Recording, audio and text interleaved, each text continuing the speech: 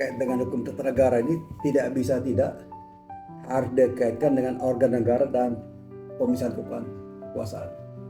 Itu sudah semacam kayak pakem yang bersifat universal ya. Jadi dalam rangka pembahasan tentang organisasi dan kelembagaan negara, hal pokok dapat dimulai dengan mempersoalkan hakikat kekuasaan yang dilembagakan atau diorganisasikan ke dalam bangunan kenegaraan. Ya, kuncinya terletak pada apa dan siapa yang sungguhnya memegang kekuasaan tertinggi atau yang biasa disebut sebagai pemegang kedaulatan, sovereignty.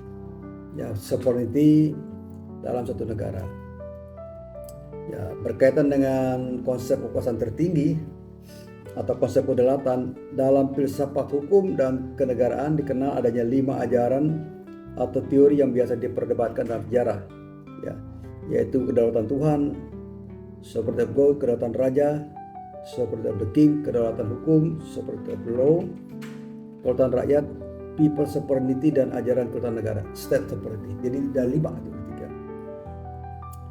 Di Indonesia sendiri sejak kemerdekaan para pendiri negara Republik Indonesia ya secara resmi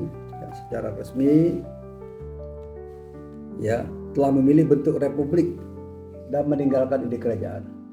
Ya, kenapa? Karena eksistensi kerajaan itu menjadi sangat lemah ketika penjajah Belanda itu mengkoordinir kekuasaan. Jadi kalau ada raja-raja di zaman kita bahas satu persatu tentang ajaran kedaulatan Tuhan, kedaulatan hukum, dan kedaulatan rakyat itu berlaku secara simultan dalam pemikiran bahasa kita tentang kekuasaan. Ya.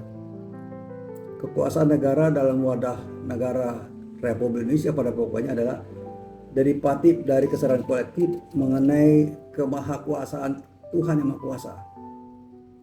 Nah, keyakinan tentang kemahakuasaan ini diwujudkan dalam bentuk paham kedaulatan hukum dan sekaligus dalam kedaulatan rakyat diterima sebagai dasar-dasar berpikir sistemik dalam konstruksi undang-undang dasar negara kita. Oke. Prinsip kedaulatan hukum kita wujudkan dalam gagasan Rechtsstaat atau the rule of law. Itu ada di dalam pembukaan dasar 45 ya. Ya.